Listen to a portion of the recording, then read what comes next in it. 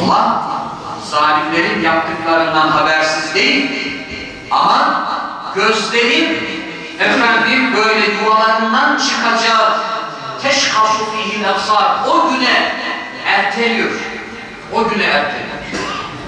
Mutlaka bunun hesabını Cenab-ı Hak zalimlere bir gün soracak. Ama az önce de ifade ettiğim gibi biz müminler olarak bugün bu zulümler karşısında, bu mazlum kardeşlerimizin çığlığına karşı biz ne yapabiliriz? Nasıl bir tavır ortaya koyabiliriz? Müslümanın tavrı ne olmalıdır? Müslümanın tavrı bu zalim insanları bir defa sevmeyecek, buğz edecek.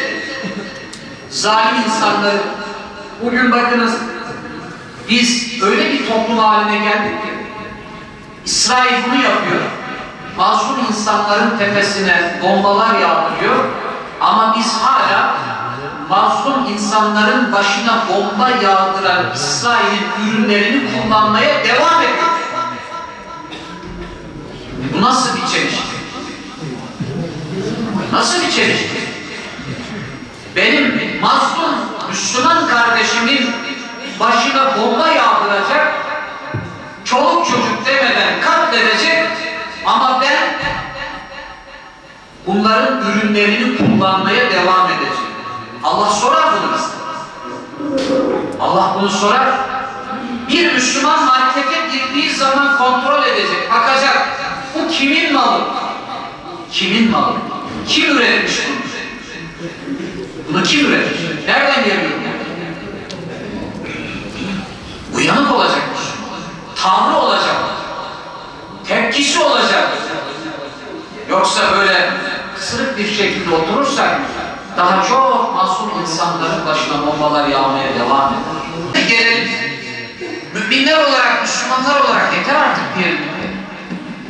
Nerede kan varsa, nerede gözyaşı varsa, nerede mazlum bir insan varsa hep Müslümanlar. Rabbim bu zulmü reva görenleri önce ıslah eylesin. Önce ıslah eylesin. Önce ıslah eylesin. Ama ıslah olmayacaklarsa da Rabbim kahru perişan eylesin. Kahru perişan eylesin. Kahru perişan eylesin.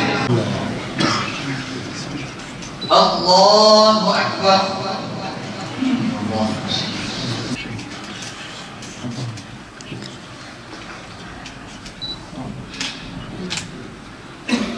Allahu Ekber.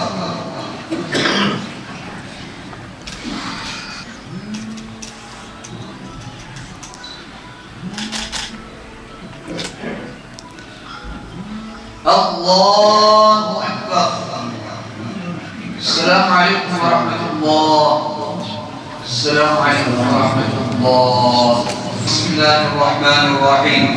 Elhamdülillahi Rabbil alemin. Vessalatu vesselamu ala Resulina Muhammedin ve ala alihi ve sahbihi ecma'in. İlahi ya Rabbi, ilahi ya Rabbi.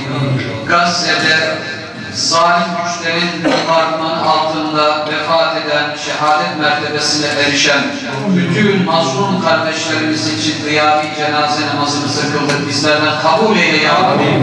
Kardeşlerimizin ruhlarını şad makamlarına âli eyle ya Rabbi. Kahve perişan eyle ya Rabbi. Esselatu vesselamu aleyke ya Resulallah. Esselatu vesselamu aleyke ya Habiballah.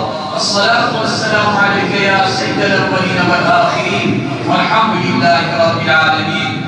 Bütün Filistinli kardeşlerimizden vefat edenlerin ruhu için, mazlum kardeşlerimizin ruhu için, Allah rızası için El Fatiha.